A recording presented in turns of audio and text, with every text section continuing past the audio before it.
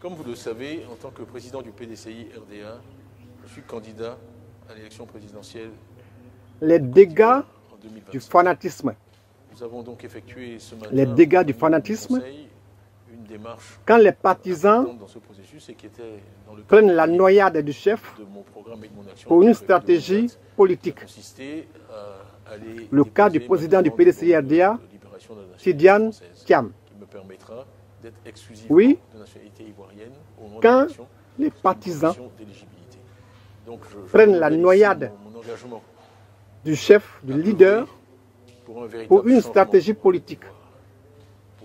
Nous allons donner plusieurs exemples, dont le cas du président du PDCI RDA, Tidjane Thiam. Oui, quand les fidèles du leader prennent son naufrage, prennent son déclin pour une tactique géniale, pour une manœuvre politique hors pair, il y a problème. Il y a problème. Il y a problème. Nous allons donc parler de l'erreur de croire à l'infaillibilité du leader.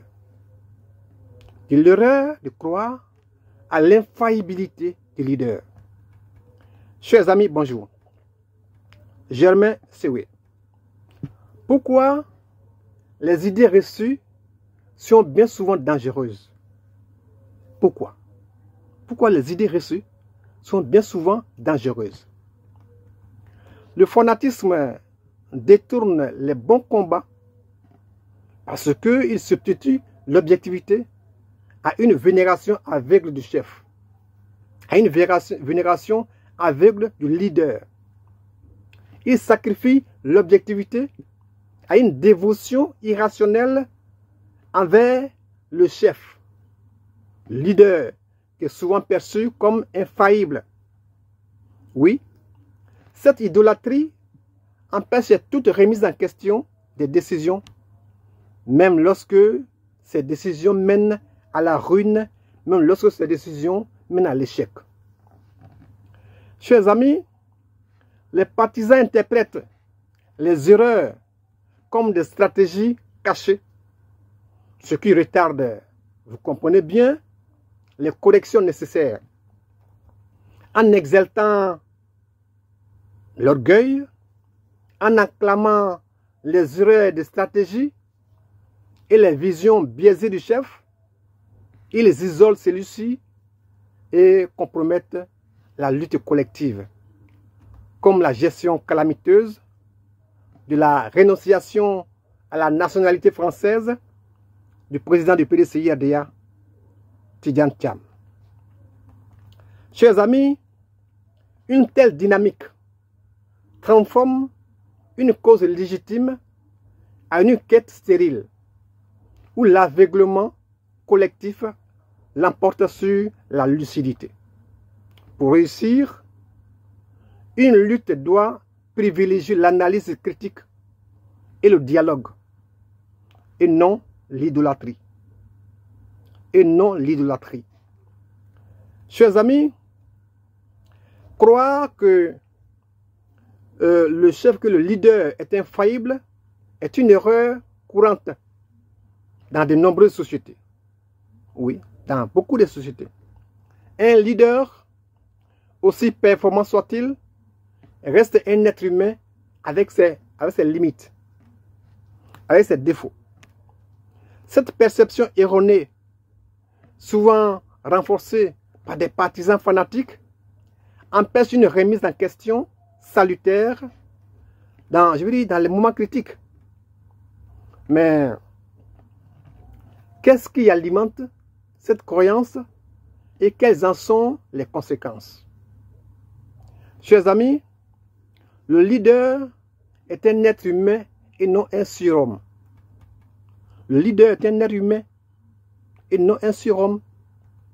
Un leader n'est pas sans faille. Un leader n'est pas sans défaut. Ses décisions, bien que souvent stratégiques, peuvent être marquées par des erreurs d'appréciation ou par une vision biaisée. Pourtant, Pourtant, chers amis, l'aura de perfection, le charisme idéal qui entoure certains leaders incite leurs partisans à voir dans leurs échecs une forme de stratégie cachée. Oui, malheureusement, ce mythe de prestige irréprochable amène leurs partisans à considérer les échecs comme un plan secret, comme une tactique volontaire, comme une manœuvre de génie bien cachée, bien calculée. Quand le chef est acculé, quand le leader est acculé, certains lisent dans l'enfumage de sa méthode un plan complexe destiné à surprendre l'adversaire. Or, c'est eux-mêmes les partisans qui seront surpris. Oui, c'est eux-mêmes qui risquent d'être surpris parce que cette perception basée sur la fascination plutôt que sur l'analyse isole souvent, bien souvent, le leader au moment même où il a le plus besoin d'aide. Chers amis, quand l'orgueil remplace la lucidité, ça devient compliqué. Quand l'orgueil remplace la lucidité, cela devient compliqué. Il arrive que certains leaders se laissent emporter par leur propre séduction, ignorant les voies qui pourraient les aider à rectifier le tir. Ils préfèrent s'accrocher à leur propre vision, à leur certitude, convaincus que, que leur instinct, que leur flair, que leur intuition suffit à surmonter tous les obstacles, à surmonter tous les défis, à triompher donc des difficultés. Chers amis, pourtant, les moments de crise nécessitent des idées neuves et un regard extérieur pour éviter le naufrage.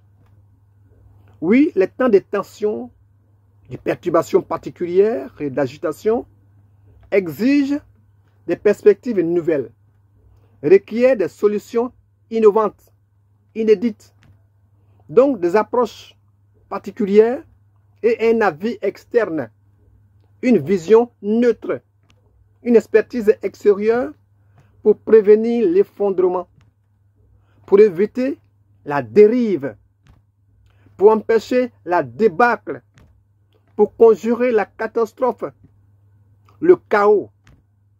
Le chaos. Chers amis, quelles sont les conséquences de l'aveuglement collectif? Quelles sont les conséquences de l'aveuglement collectif? Lorsque le leader, lorsque le dirigeant échoue, quand il faillit et trébuche, il est alors évident que l'admiration aveugle de ses partisans a retardé les décisions critiques. Il apparaît donc clairement que l'aveuglement de ses fidèles a entravé les choix essentiels, que la ferveur de ses partisans a freiné les décisions vitales, que l'adoration même aveugle de ses soutiens a paralysé, chers amis, les décisions cruciales. Ceux qui croyaient à une stratégie cachée, donc, réalisent trop tard, qu'il s'agissait en réalité d'un cri de détresse, d'une noyade. Ceux qui voyaient en lui un stratège découvrent, après coup, qu'il luttait en réalité pour ne pas sombrer.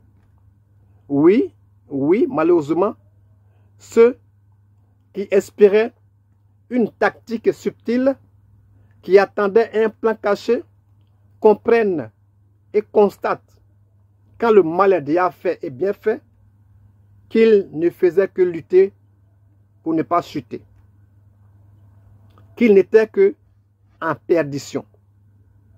Chers amis, Ce paradoxe appelle la nécessité de ne pas idolâtrer un leader.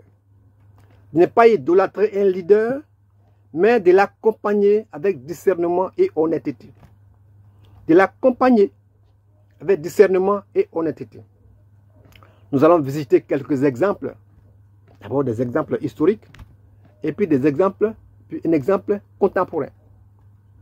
Au plan historique, nous avons les partisans de Napoléon Bonaparte face à la bataille de Waterloo en 1815. Chers amis, les partisans de Napoléon Bonaparte croyaient en une victoire inévitable malgré malgré une coalition supérieure. Oui, ils se battaient contre les coriaces et ils espéraient toujours qu'ils vont gagner. Donc leur aveuglement les a empêchés d'anticiper la défaite. Notons que la bataille de Waterloo, le 18 juin 1815, marque la défaite définitive de Napoléon Bonaparte face aux forces alliées dirigées par Wellington et Blücher. Chers amis, cet échec met fin à son règne et entraîne son exil à Sainte-Hélène, scellant ainsi, la chute de l'Empire français. Deuxième exemple, les partisans de Adolf Hitler en 1945. Les partisans de Adolf Hitler en 1945. Les proches d'Adolf Hitler, fanatiquement dévoués, pensaient encore à une victoire allemande alors que la Deuxième Guerre mondiale était perdue, bien perdue, ce qui a aggravé ainsi le désastre en leur sein.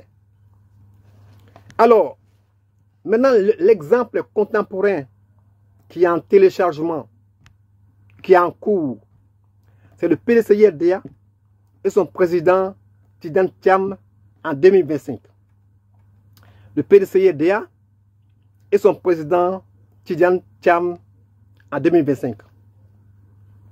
Après 23 années passées en Europe avec la nationalité française, Tidjane Thiam rentre en Côte d'Ivoire en août 2022 et veut être candidat à la présidentielle de 2025. Il parvient à se faire élire président du PDCI en décembre 2023, bien que la loi exige d'être exclusivement ivoirien pour diriger un parti politique. Chers amis, malgré sa double nationalité, il manifeste sa candidature à la présidentielle. Des lanceurs d'alerte signalent qu'à quelques mois du scrutin, il n'a toujours pas renoncé à sa nationalité française, ce qui le rend inéligible. Je reprends. Des lanceurs d'alerte. Des lanceurs d'alerte signalent qu'à quelques mois du scrutin, il n'a toujours pas renoncé à sa nationalité française, ce qui le rend inéligible. Mais ces avertissements sont accueillis par des insultes et du mépris de la part de ses partisans qui affirment qu'il est exclusivement ivoirien.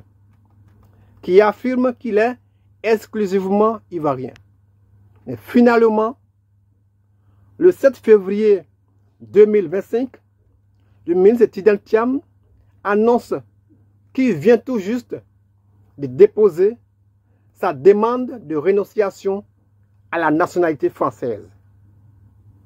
Coup de tonnerre. Coup de tonnerre. Pourtant, avant de rentrer en Côte d'Ivoire en août 2023, il savait que la présidentielle de 2025 l'intéressait. Ses partisans prennent alors conscience de la gravité de la situation. Pourquoi avoir ignoré les avertissements? Pourquoi? Fanatisme. Fanatisme. Maintenant que la demande est déposée, quelles garanties ont-ils que les autorités françaises répondront favorablement et à temps pour permettre la suite du processus? Quelle garantie? Chers amis, et même s'il obtient rapidement l'abandon de sa nationalité française, quelles assurances ont ses partisans et le PDCI-RDA que le président Alassane Ouattara, également chef du RHDP, signera à temps un décret de naturalisation pour faire du ministre Tidjane Thiam, président du PDCI, un candidat redoutable en 2025. Chers amis, les partisans de Tidjane Thiam doivent comprendre que le risque que leur parti, le PDCI-RDA, n'est pas de candidat à l'élection présidentielle est réel, voire très élevé. Parce que il ne s'y est pas pris tôt, dès début 2023. Il hésitait encore certainement. Où est donc la stratégie gagnante? Où est alors la stratégie gagnante? Où serait la manœuvre de génie d'un leader infaillible? C'est de cela qu'il s'agit. Chers amis, maintenant, si la démarche du ministre Tidjane Thiam était d'écarter le PDCI-RDA de la course de la présidence pour le compte du RHDP, là, l'histoire appréciera. Chers amis, on peut dire que le fanatisme fait des dégâts. Il dévoie un combat en transformant l'échec d'un leader en stratégie. L'idée reçue de l'infaillibilité du chef, alimentée par des partisans fanatiques, empêche toute remise en question. Ainsi, même face à une noyade, c'est-à-dire à un échec manifeste, les partisans y croient et y voient un plan complexe. Oui, quand le chef même se noie, les partisans croient qu'il s'agit là, qu'il est dans un plan complexe. Cet aveuglement collectif, basé sur l'idolâtrie et non sur l'analyse, isole le chef, le leader, et retarde les décisions cruciales. L'orgueil du leader. Conforté par une admiration inconditionnelle, l'empêche d'écouter les critiques et de rectifier le tir. Finalement, chers amis, l'échec devient inéluctable et la lutte est dévoyée par l'incapacité à reconnaître les limites humaines. Je vous salue.